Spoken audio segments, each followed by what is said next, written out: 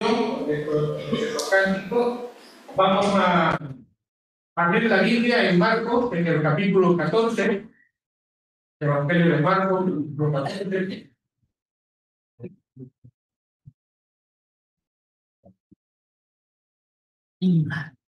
Y antes de comenzar vamos a tener, en este caso, un momento de oración. Ya vamos a pedirle al Señor que Él nos dirija, ¿verdad? Y que Él nos guíe en el sentido. Señor, muchas gracias, Padre, por habernos guardado, darnos descanso en la noche. Y este hermoso propósito que has puesto en nuestros corazones, de venir delante de tu presencia, para oír tu palabra, para ser exhortados por ella, para poder alabarte, a poder adorarte, Señor, haciendo memoria de la persona y de la obra del Señor Jesucristo. Señor, gracias porque tu presencia es prometida donde están dos o tres. Te damos las gracias porque estás en medio de nosotros. Y ayúdanos, Señor, a que la mente y el corazón también, Señor, estén centrados en tu persona y en tu palabra. Hay muchas cosas, Señor, que nos distraen, muchas luchas que están en nuestras mentes. Pero, Señor, apacigua tú, Señor, tranquiliza nuestros corazones para que tu Espíritu, Señor, pueda obrar libremente y tu propósito, Señor, sea hecho en medio de nosotros en esta reunión. Gracias por lo presente. Si alguno viene de camino, Señor, que tú aligeres sus pasos. Y así mismo, Señor, te pedimos por los hermanos que puedan conectarse a través de Zoom, que tú también les bendigas con tu palabra. Todo esto en el nombre del Señor Jesucristo. Amén. Amén. Bueno, pues como aparece en la pantalla, como aparece en la pantalla, nosotros estamos estudiando ahora lo que llamaríamos la última cena o la Pascua de la última Pascua del Señor Jesús. Es un momento importante porque dentro de este contexto es donde el Señor instituye lo que nosotros conocemos como el partimiento del pan, ese memorial para el cual nos hemos reunido en esta mañana. Volviendo nuestra mente a lo que se conoce como la Semana de Pasión, esta última cena, o esta última Pascua de Jesús, como aparece aquí en la pantalla, tuvo lugar el jueves. ¿Vale? El jueves es el día en que sucede esto y un montón de cosas más. El jueves por la mañana, según nuestra forma de contar los días, se hicieron los preparativos, ya lo hemos estudiado. El jueves, cuando pasó el mediodía, ya durante la tarde, se hace el sacrificio de la Pascua. Y cuando llega la noche, es cuando se come la Pascua. Entonces, en el calendario judío, el 14 es cuando se sacrifica el cordero, y el 15, que comienza con el atardecer o por la noche, el mismo jueves, es cuando se come el cordero. Todo esto son cosas que hemos dicho o hemos visto en alguna medida. Así que, bueno, pues nos corresponde ahora adentrarnos en esta parte de la porción. Vamos a Marcos, capítulo 14, y vamos a leer a partir del verso 17. Marcos 14 y verso 17. Cuando llegó la noche, vino Jesús con los 12. Y cuando se sentaron a la mesa mientras comían, dijo Jesús: de cierto os digo que uno de vosotros que come conmigo me va a entregar. Entonces ellos comenzaron a entristecerse y a decirle uno por uno: ¿seré yo? Y el otro: ¿seré yo? Él respondiendo les dijo: es uno de los 12, el que boga conmigo en el plato. A la verdad, el Hijo del Hombre va según está escrito de él, mas hay de aquel hombre por quien el Hijo del Hombre es entregado. Bueno le fuera a ese hombre no haber nacido. Y mientras comían, Jesús tomó pan y bendijo, y lo partió y les dio, diciendo: tomad, esto es mi cuerpo. Y tomando la copa y habiendo dado gracias, les dio, y bebieron de ella todos. Y les dijo: esto es mi sangre del nuevo pacto, que por muchos es derramada de cierto os digo que no beberé más del fruto de la vid hasta aquel día en que lo beba luego en el reino de Dios.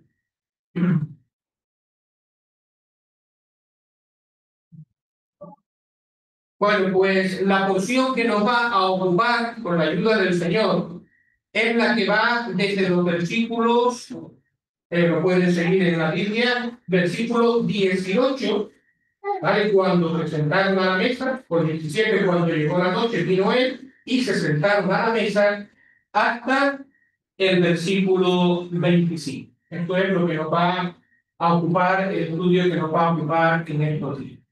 Y aquí tenemos el anuncio que hace el Señor Jesucristo de la traición. Aquí tenemos también la institución del partimiento del pan, que ya lo hemos mencionado.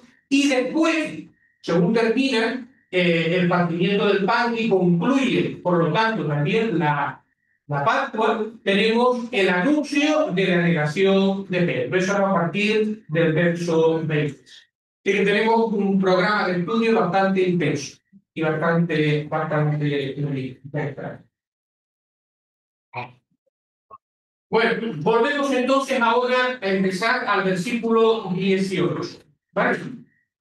Y con ello, antes de adentrarnos en lo que es el anuncio de la traición, tenemos que hacer algunas observaciones bastante interesantes. El verso 18 comienza diciendo: y cuando se sentaron a la mesa, y habla de Jesús y los 12, mientras comían, ahora, ¿vale? Cuando se sentaron a la mesa. Esto es interesante, ¿vale? Esto hay que aclararlo, que creo que ya lo hemos dicho. No, la traducción más literal sería cuando se recostaron a la mesa. Claro que para nosotros sonaría raro, pues, teniendo en cuenta el contexto, se traduce así: cuando se sentaron a la mesa. Pero literalmente es cuando se recostaron a la mesa. Porque en este tipo de festividades, de comidas especiales, se comía recostado sobre el hombro izquierdo, como hemos dicho y como aparece aquí en el dibujo, sobre el hombro izquierdo, posiblemente con el codo en la mesa, una mesa bajita, y se cogía la comida con la mano derecha. Y todos estaban rodeando en forma de U esa mesa pequeña en la cual comían. ¿Por qué es esto importante? Bueno, que sea un poquito anecdótico de paso. Esto nos ayuda, por ejemplo, a entender una porción que puede ser algo controvertida, que es la de Juan capítulo 13 y verso 23. Vamos a ver a Juan capítulo 13 y el verso 20.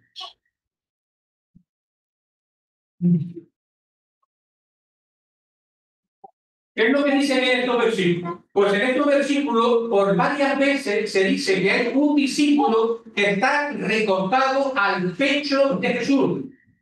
Y se vuelve a hablar de que está al lado en el pecho del Señor Jesús.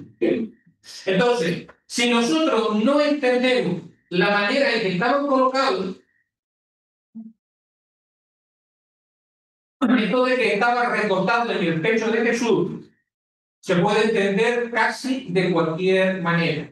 Y de hecho, pues eso ha dado lugar a muchas especulaciones y a muchas tonterías con respecto a esto de que Juan estaba recostado en el pecho de Jesús. Y aquí tenemos algunos cuadros famosos o reconstrucciones de la cena del Señor, y aquí está Juan, ¿ves? Todos sentaditos, pero hay uno jovencito que está ahí apoyado en el pecho de Jesús y no dice nada.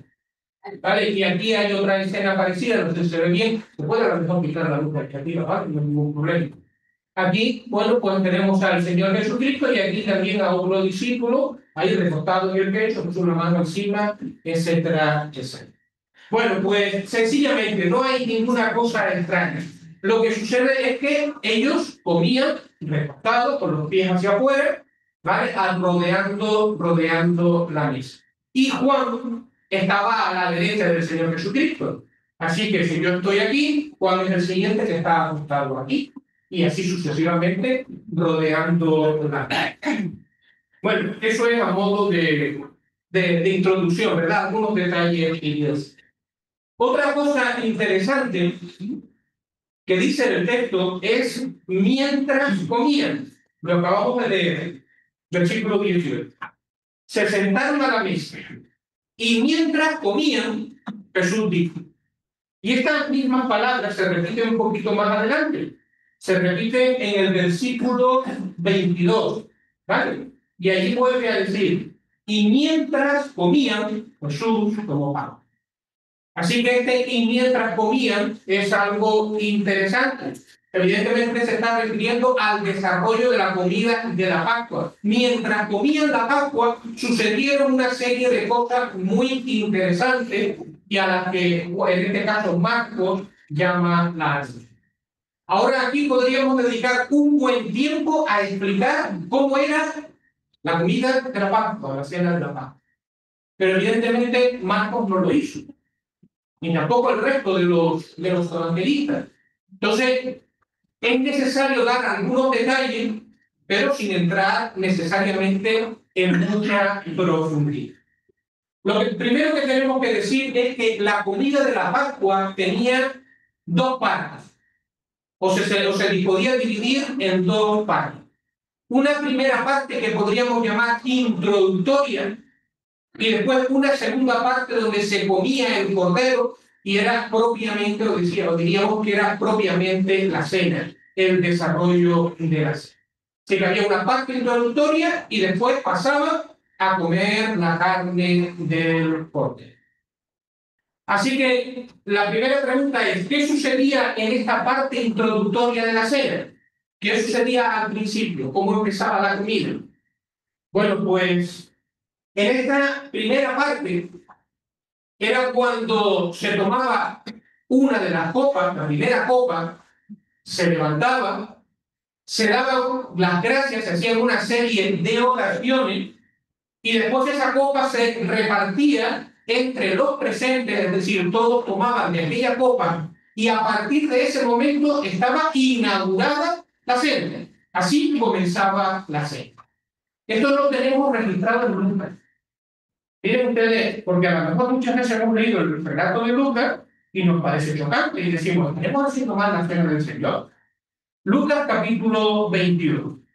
Lucas capítulo 22, verso 17.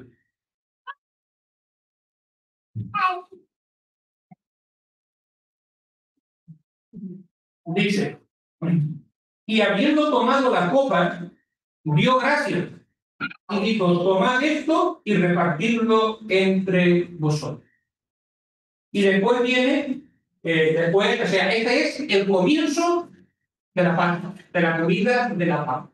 Después hay un salto en el tiempo, ¿vale? Donde Lucas no se detiene en las cosas que ocurren en medio, sino que después pasa directamente a lo que fue la institución de la mesa del Señor en el verso 19 y 20. Vale, así que con esta primera copa se daba por inaugurada esta comida. ¿Qué sucedía a continuación? Bueno, pues entonces en este momento era el tiempo de comer las hierbas amargas.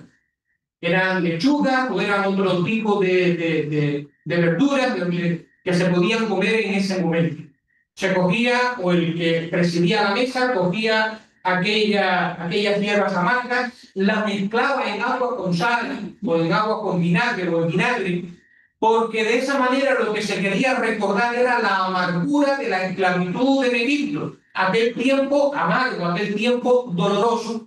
Entonces se tomaban las hierbas, se mojaban en este líquido y el que presidía lo iba dando a cada uno de los que estaban presentes. Así que todos comían de las hierbas amargas. Y entonces llegaba un momento muy importante dentro de lo que era el desarrollo de la Pascua o de la comida de la Pascua. El más pequeño de la familia, estamos haciendo un resumen, ¿vale? Muchos detalles más. Pero bueno, el más pequeño de la familia era en ese momento que preguntaba. Y preguntaba, ¿qué significa esto? ¿Y por qué hacemos esto? Y entonces era el momento en que el padre de la familia explicaba cuál era el origen, la razón por la cual ellos se reunían a comer la Pascua y explicaba el significado de cada uno de los elementos que iban a comer o a participar durante la comida. Era un tiempo hermoso. Éxodo capítulo 12 y verso 25. Éxodo capítulo 12 y el verso 25.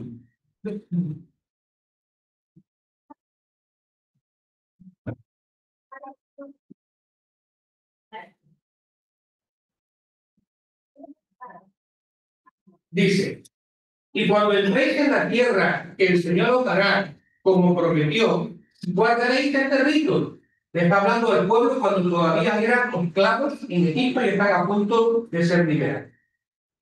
Y cuando os dijeren vuestros hijos, ¿qué es este rito vuestro, esta Pascua? Vosotros responderéis: es la víctima de la Pascua de Jehová, el cual pasó por encima de las casas de los hijos de Israel en Egipto cuando hirió a los egipcios y libró nuestras casas. Entonces el pueblo se inclinó y habló. Bueno, pues había obligación de explicar lo que significaba ese momento. Y ahora, cuando llegaba aquí, yo abro un paréntesis, ¿vale? Abro un paréntesis. Y quisiera compartir una pequeña meditación, una pequeña reflexión sobre este tiempo que se dedicaba antes de participar de la Pascua. Se dedicaba a explicar y a recordar a los presentes el significado de la Pascua. A mí me recordaba de manera especial el significado que tiene para nosotros lo que llamamos el tiempo libre o lo que llamamos el tiempo de adoración antes de participar de los símbolos. Antes de participar de los símbolos, dedicamos un tiempo al margen de lo que es el estudio de la palabra. ¿A qué? Bueno, pues hay un tiempo libre para que los hermanos participen de forma audible. Participen con oraciones, participen con pensamientos, con lecturas de la Biblia, participen con diferentes cánticos, pidiendo diferentes cánticos. Pero todo esto, ¿qué propósito tiene? ¿Es ese el momento para orar por los enfermos?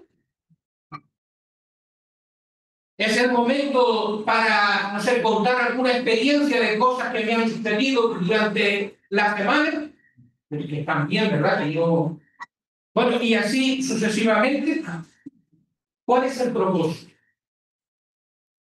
El propósito es que mediante la palabra, mediante la alabanza, mediante la oración, ese tiempo sirva para centrar nuestras mentes y nuestros corazones en la persona del Señor Jesucristo.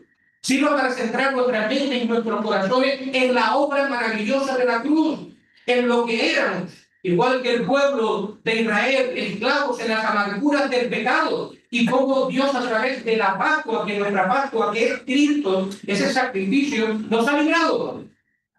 Entonces, cuando llega el momento de participar de los ídolos, nuevamente hemos traído a la mente, nuevamente hemos traído al corazón y hemos estado estimulando a los hermanos a comer de manera digna, a participar de manera digna de lo que significa el pan y lo que es la... Dentro de lo que es el movimiento de los hermanos, que se conoce así, y con el cual nosotros estamos mayormente identificados, precisamente si hay alguna cosa que ellos hicieron en su momento, es volver a colocar la mesa del Señor, el partimiento del pan, como el centro de la reunión del pueblo de Dios. Los creyentes congregados alrededor de la mesa, congregados alrededor de la persona del Señor Jesucristo. Y esto cada domingo, conforme a lo que era la costumbre en los tiempos del Nuevo Testamento, al comienzo de la iglesia. ¿Qué nos reúne?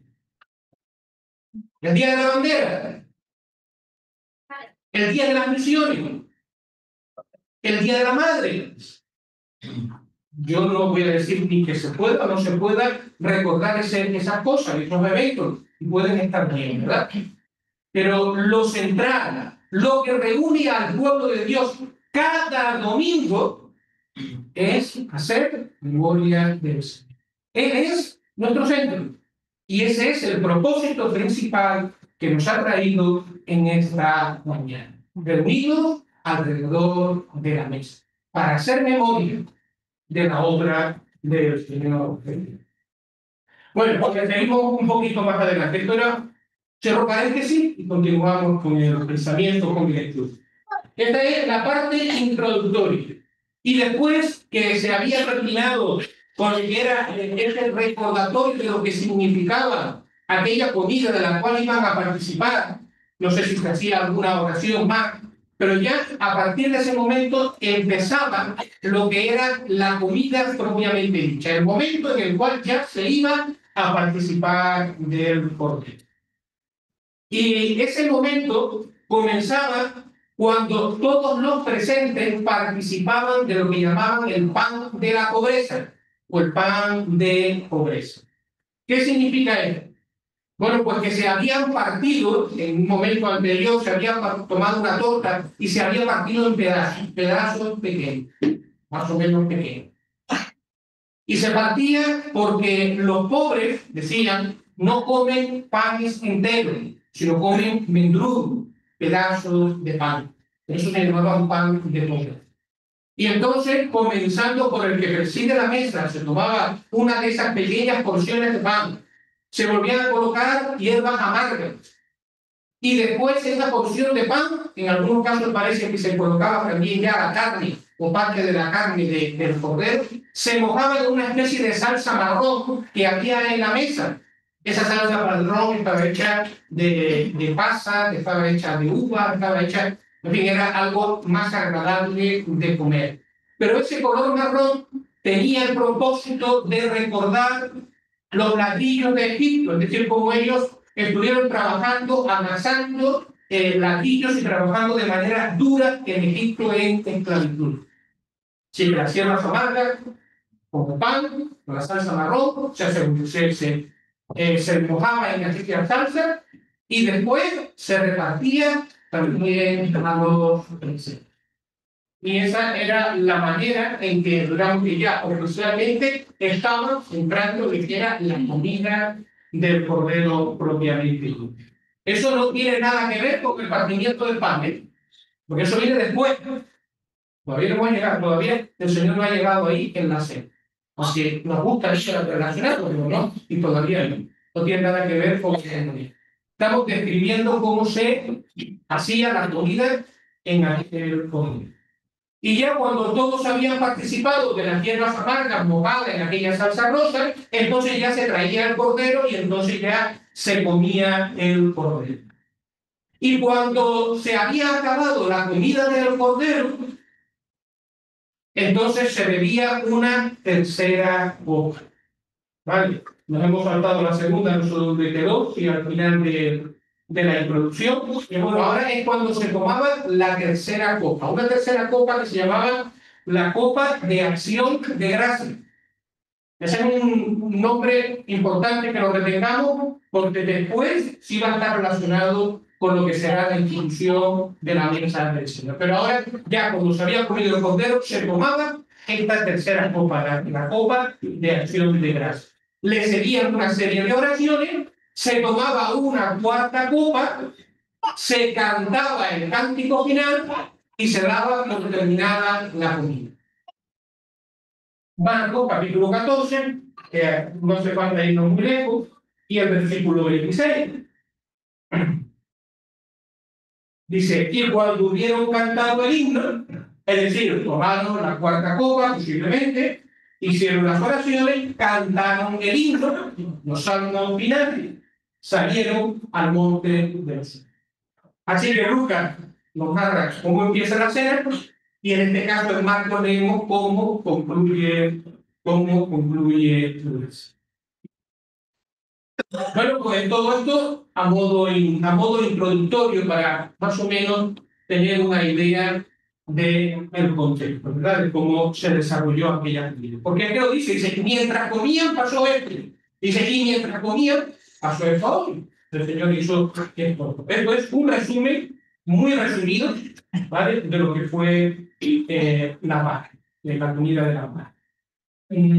Existen muchas imprecisiones, ¿vale? Porque hacer una reconstrucción Es complicado, pero hay elementos que se sabe que son tan antiguos que tuvieron que ser más o menos así en los tiempos de Jesús. Pero después se mezclan con otras tradiciones de la Edad Media y así. Y entonces es un poquito complicado decir exactamente así sucedieron. Pero bueno, estas cosas parece que sí que están bastante. Bueno, pues volvemos al otro versículo. Vamos a volver otra vez al versículo 18 y a ver si arrancamos ya de una vez con lo que es el desarrollo de.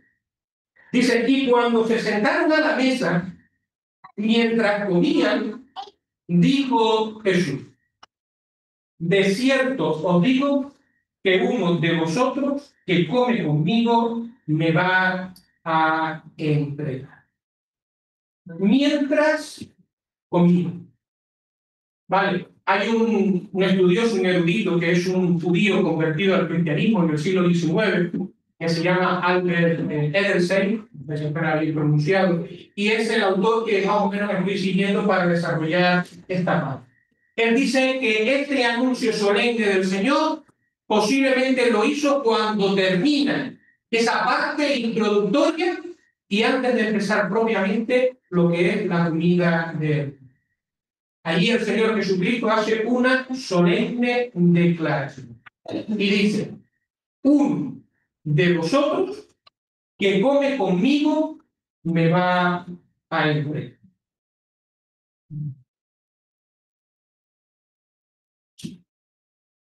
La cena ya de por sí tenía una carga emotiva bastante grande. Ya la cena en sí, la Pascua en sí que estaban comiendo, tenía un motivo de preocupación grande. Porque estaban en Jerusalén. Las autoridades querían matar a Jesús. Posiblemente, si buscaban a Jesús, ellos no iban a salir bien parados. Y era de noche. Y estaban ahí en la boca del lobo. O sea, que ellos ya de entrada tenían su cierta preocupación o su cierto temor por lo que estaba sucediendo. Pero es que resulta de que están comiendo, vamos a decir que por un momento se han quitado ese temor de la mente y ahora el Señor Jesucristo hace esta revelación y les dice, miren, uno de vosotros, y además dice, que come conmigo en la mesa, me va a entregar. ¿Se imagina la bomba que significó eso para ese grupo que estaba allí en aquel aposento alto reunido con el Señor Jesucristo comiendo la Pascua? No solamente uno que come conmigo, sino, perdón, no solamente uno de vosotros, sino además que come conmigo. Y no hace falta ser oriental para darnos cuenta del punto de gravedad que añade estas palabras, el que come conmigo. Porque nosotros no sentamos a nuestra mesa a nadie, así porque sí. El hecho de invitar a la casa a alguien, el hecho de sentarlo en la mesa, de sentarlo con nuestros hijos, con nuestra esposa, de compartir el alimento, compartir el pan con esa persona, es un signo de confianza, es un signo de intimidad. Bueno, pues el Señor Jesucristo dice, uno de vosotros que come conmigo me va a entregar. Está señalando a la peor de las traiciones, a uno de los hechos más viles que se pueden realizar. Que el amigo, aquel en el que yo confío, me va a traicionar. Salmo 55, 12. Esa fue la experiencia del rey David. Salmo 55, 12.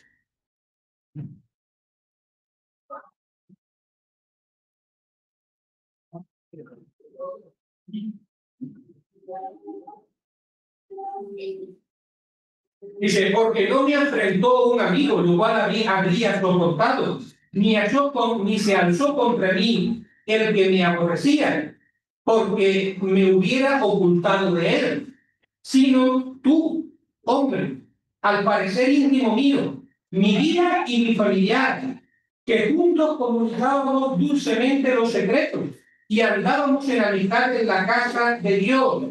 Y a que la muerte le sorprenda que descienda al Señor. Vale, ¿quién fue? un íntimo amigo, aquel en el que juntos comunicábamos fe. Ahora bien, otra pregunta. ¿Por qué este anuncio? ¿Por qué este empeño del Señor Jesucristo de cargarse la comida? O sea, ya tenía lo suyo. Y ahora va y le suelta un jarro de agua fría a todos los que estaban allí. ¿Saben cómo comenzó el Señor Jesucristo la comida? Aparte de lo de la copa y demás, ¿cuáles fueron las primeras palabras que el Señor dijo? Las primeras palabras fueron: ¿cuánto he deseado comer con vosotros esta Pascua? Es decir, era un momento tierno, era un momento querido, deseado por Jesús. Sí, tan deseado, tan querido, que va y ahora de repente le suelta la bomba y le dice: uno de vosotros que no come conmigo le va a morir. ¿Por qué? ¿Por qué hace el Señor Jesucristo eso? ¿Por qué actúa de esta manera? Bueno, pues la respuesta, la principal respuesta a por qué el Señor Jesucristo actúa así es porque los amaba o porque nos ama. Fue el amor lo que estaba presente detrás de todas estas palabras. Allí en Juan capítulo 3 y versículo 1 dice que viendo el Señor Jesucristo que su hora había llegado, como los había amado, los amó hasta el final. ¿Vale? Porque los amaba.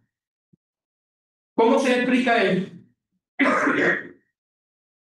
Bueno, pues por un lado el Señor Jesucristo quería minimizar los daños, vamos a decirlo así.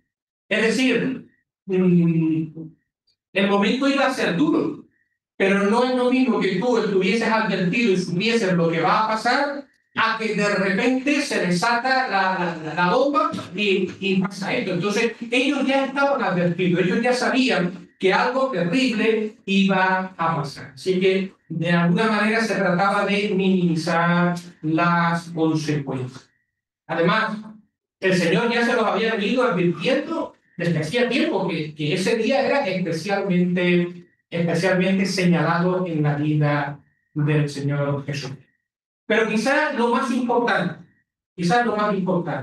cuando Jesús les está diciendo esto, les está diciendo lo que va a pasar, el Señor quiere que entiendan que aunque los sucesos de esa noche parece que les van a desbordar, aunque ellos pudieran tener la impresión de que con lo que va a suceder todo está perdido, ellos tenían que darse cuenta de que nada ocurre que escape al control de Dios o al control del Señor.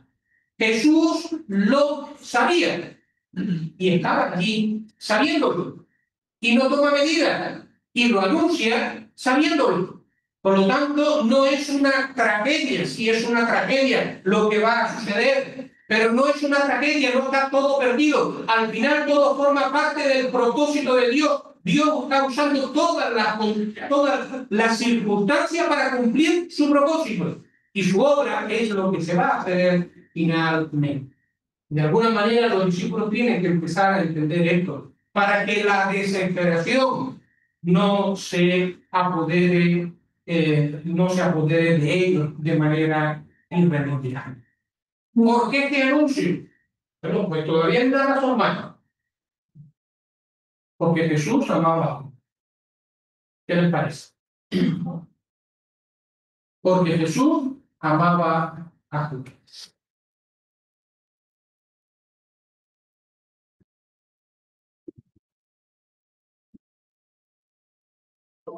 Nos parece extraño, ¿verdad? Jesús amaba a Judas. Y entonces hace. Miren, este Jesús que está sentado a la mesa, rodeado de estos 12, es el mismo que 2 años atrás, aproximadamente, estaba en Galilea, al lado del mar, sobre una colina, y allí pronunció lo que se conoce como el Sermón del Monte. Y allí en el Sermón del Monte, el Señor Jesucristo dijo unas palabras realmente impresionantes. Mateo capítulo 5 y verso 44.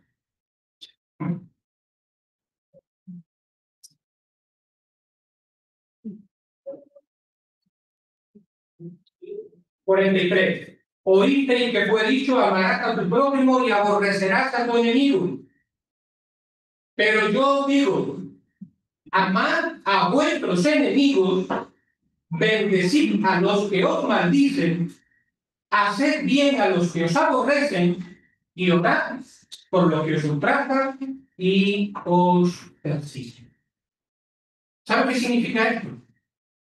No hay dos Jesús. No hay un Jesús que se sube al púlpito y dice una cosa, y otro Jesús que cuando está en la vida diaria y se tiene que enfrentar a las consecuencias de lo que él ha dicho, actúa de otra manera. Eso somos nosotros, desgraciadamente.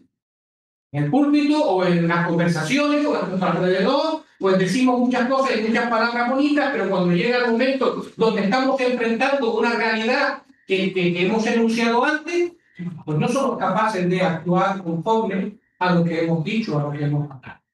Y nos tenemos que avergonzar. Pero esto no ocurre con el Señor. El Señor ha dicho: amad a vuestros enemigos, y allí lo tenía. Estaba con él allí en la mesa. Y Jesús lo amaba. Y Jesús estaba preocupado por esa persona, aun sabiendo que le iba a traicionar y lo que iba a ocurrir en su vida a causa de él. Judas sabe que el Señor lo sabe. Porque no le queda más claro agua. Judas sabe que el Señor lo sabe. Y el Señor, que lo sabe, que el más Judas lo sabe, el Señor que lo sabe, cuando llega la hora de lavar los pies al comienzo de aquella comida, le lava los pies a Judas. Cuando llega la hora de sentarnos a la mesa, es muy posible, por lo menos este hermano Alfred así lo dice, que Judas era uno de los que estaba sentado al ladito de Jesús, cerca de Jesús, no lejos. Y Jesús le da con su mano de comer a Judas, le ofrece los bocados de comida, a Judas. Y cuando todos preguntan: ¿quién es? ¿quién es? ¿quién es? ¿quién es? El Señor se calla. Y calla el nombre de Judas. Y no lo dice públicamente delante de todos. ¿Qué es lo que estaba haciendo el Señor Jesucristo? El Señor Jesucristo de esta manera le estaba confrontando. Le estaba confrontando con su pecado, le estaba confrontando con lo que había dentro de su corazón, y a la vez que le estaba confrontando, le estaba extendiendo la mano de misericordia, expresándole de que había de alguna manera alguna solución. No era necesario llegar a que él hiciera aquello. Le estaba extendiendo su mano de misericordia. Miren, hay alguien que decía que hay dos maneras en las cuales el Señor Jesucristo trata con las personas para intentar alejarles de su pecado, que no sigan en esa vida o en esa acción de pecado. Dos maneras. Y la primera es poniéndonos cara a cara con el pecado y por lo tanto con sus consecuencias. Mira lo que va a traer el pecado. Mira lo terrible de las consecuencias, mira lo que va a suceder en tu vida. No tienes temor, no tienes miedo, no tienes horror a seguir caminando de esta manera. Y a veces el Señor enfrenta a las personas así de manera dura para que ver si reaccionan y se dan cuenta que tienen que abandonar esa vida de pecado o esa manera de actuar que tienen hasta ese momento. Y otra manera en que el Señor también actúa, son complementarios perfectamente, es poniendo a la persona cara a cara consigo mismo. Es decir, yo, el pecador, y el Señor Jesucristo. ¿Por qué hace eso? ¿Por qué nos enfrenta a su persona? Bueno, pues para que de alguna manera seamos conscientes de que a pesar de nuestro pecado y de la gravedad de nuestro pecado, Él está ahí. Y aunque todo pecado sea una afrenta contra Él está ahí extendiendo la mano. Y no hay necesidad de continuar por ese camino. No hay necesidad de llegar hasta el final, porque hay alguien que está ahí para sacarnos, para extender la mano, para extender su misericordia y apartarnos del pecado. Quedémonos con estas dos maneras en que Jesús trata el pecado. Nos pone cara a cara con el mismo y con sus consecuencias, nos pone cara a cara consigo mismo y con su misericordia con su mano. Versículo 19. El ejemplo del anuncio de Jesús.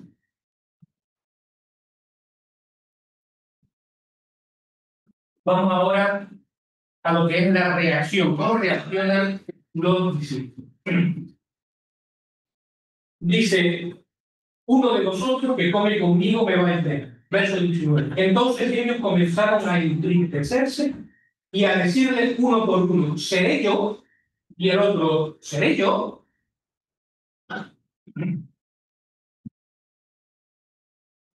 Comenzaron a entristecerse y a decirle uno por uno, ¿seré yo? Y el otro, ¿seré yo? Mateo dice que se entristecieron en gran manera. Se entristecieron en gran manera. El verbo que se usa aquí, un verbo griego, lupeo, cuyo sustantivo lupe significa dolor de mente o dolor de cuerpo. Y por lo tanto, lo que implica es un gran sufrimiento. ¿Vale? Ellos sufrían. Cuando se enteraron de lo que el Señor Jesucristo había dicho, había sentimientos de profunda tristeza y sufrimiento en su interior. Uno de nosotros, y sufrían en su interior. Y Juan capítulo 13, el verso 22, dice que se miraban unos a otros, como diciendo, ¿y quién puede ser? ¿Quién haría una cosa semejante a él? Esa era la situación en la cual ellos estaban envueltos en ese momento.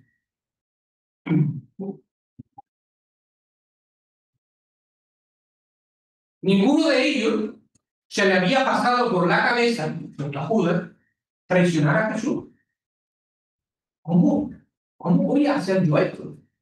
Yo miro a mis compañeros y digo, no me puedo creer que uno de ellos lo vaya a hacer. Y sin embargo, Jesús no miente. Jesús siempre dice la verdad. Y ellos sabían que cada vez que el Señor Jesucristo había hablado, lo que el Señor Jesucristo se decía se cumple. Por lo tanto, si Jesús ha dicho uno de vosotros, significa que uno de nosotros de verdad lo va a hacer. ¿Se imagina la bomba que hay en la cabeza de estas personas en estos momentos? Están para estallar. Yo no tengo conciencia, pero Jesús dice que sí. Pero conociéndolo, pues, capaz. Y entonces eso le lleva a estas preguntas dramáticas que le hacen al Señor Jesucristo. Y le dicen al Señor, ¿seré yo? Y otra vez, ¿seré yo, Señor? Y dice lo que entiende del texto griego, que la manera en que está hecha la pregunta implica una contestación negativa. Es decir, están preguntando para que se responda que no. Espera que la respuesta del Señor sea que no. ¿Verdad que no soy yo, Señor? Eso es lo que estaban preguntando Mayor. ¿Verdad que no soy yo? Yo no, ¿verdad? Y estaban esperando que de alguna manera el Señor les sacara de aquella angustia en la cual habían caído al tener conciencia de que uno de ellos iba a entregar al Señor. Había un expositor, yo no estoy de acuerdo con él, ¿vale? Pero decía que los discípulos estaban mostrándose egoístas. Porque claro, está diciendo, uno me va a entregar, y en vez de estar preocupados de averiguar quién es el traidor para librar a Jesús del peligro, están más preocupados de que no se me acuse a mí de que yo soy el traidor. Entonces están actuando de manera egoísta. No creo que estén actuando, no creo que estén actuando de manera egoísta. Lo que ocurre es que están desfocados, están realmente angustiados. Ninguno de ellos querría ser el traidor, pero también saben de que a veces las condiciones, las cosas que suceden nos pueden llevar a hacer cualquier disparate. Y son conscientes de ello. Por eso se acercan al Señor Jesucristo y le preguntan, Señor, ¿seré yo? Hay en ellos una profunda, sana desconfianza. Ha llegado un momento en que desconfían de sí mismos y se preguntan, A lo mejor puedo ser yo, maestro, ¿verdad que yo no? En espera de una respuesta inmediata. Y esto es interesante. La necesidad de una sana desconfianza de uno mismo en nuestra vida. ¿Verdad que no soy yo?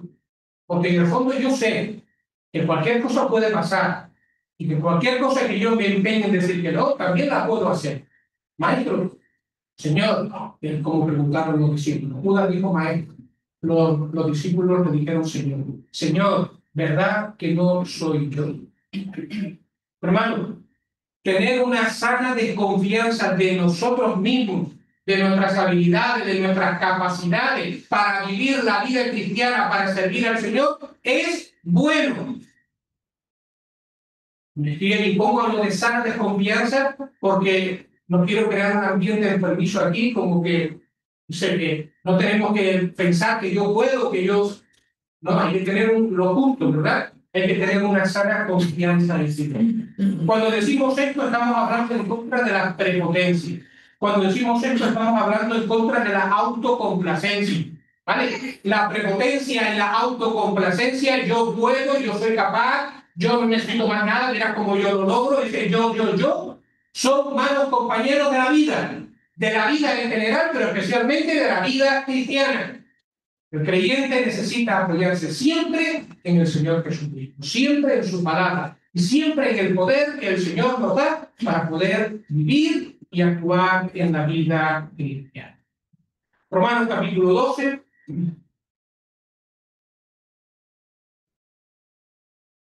versículo 3.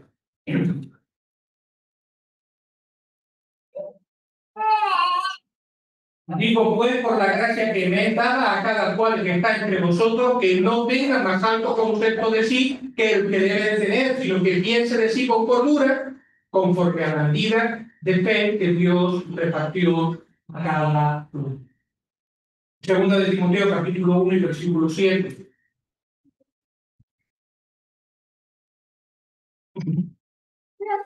No estamos diciendo que lo tenemos que considerar como trapos, incapaces de hacer nada, ¿vale? Sino que piense con cordura, que no caiga en la autocomplacencia, que no caiga en la prepotencia. Apoyemos en el Señor. Mira lo que dice segunda de Timoteo 1:7. Porque no nos ha dado Dios el espíritu de cobardía, sino nos ha dado el espíritu, está hablando de que ya soy alguien, ¿vale? Nos ha dado el espíritu de poder, de amor y de dominio propio. Cristo debemos hacer todas aquellas cosas para las cuales el Señor nos ha capacitado o ha puesto delante de él. Bueno, pues ahora quedaría el versículo 20 y entraríamos en la respuesta de Jesús. ¿Quién? Los apóstoles preguntan, los discípulos preguntan, Señor, ¿soy yo? En el sentido de, yo no soy, ¿verdad?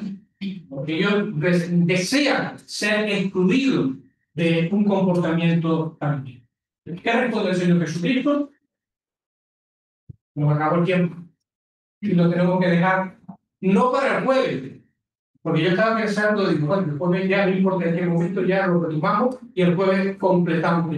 ¿Sabes por qué no el jueves no? ¿Se acuerdan? Porque tenemos la visita del hermano de Jaime. ¿Vale? Él llega el viernes por la noche y ya el jueves, el sábado, perdón, el jueves, el viernes, el sábado y el domingo va a estar con nosotros. ¿Vale? Va a desarrollar una serie de estudios, por lo tanto no es... Bueno, pues entonces, como no puedo estar el jueves o el viernes, pues ya vendré el sábado. Una serie, además el sábado tenemos el reconocimiento de accidentes. Esta reunión tan especial que nos venimos orando por ella desde hace ya algún tiempo. Bueno, pues hermanos, que el Señor bendiga su palabra en nuestros corazones. Recordemos cuál es el propósito de este tiempo que empezamos ahora, ¿verdad? Que es hacer memoria del Señor, es preparar nuestras mentes y nuestros corazones acerca de la obra de Jesús, el significado, lo que éramos y lo que Él ha hecho en nosotros, de manera que cuando llegue el momento de partir el pan y de tomar la copa, seamos conscientes, por reverencia, de lo que estamos haciendo. el por qué lo hacemos y de esta manera obedecemos al Señor. Que no sea nunca un acto rutinario en nuestra vida. Porque el Señor bendiga su alma. Amén.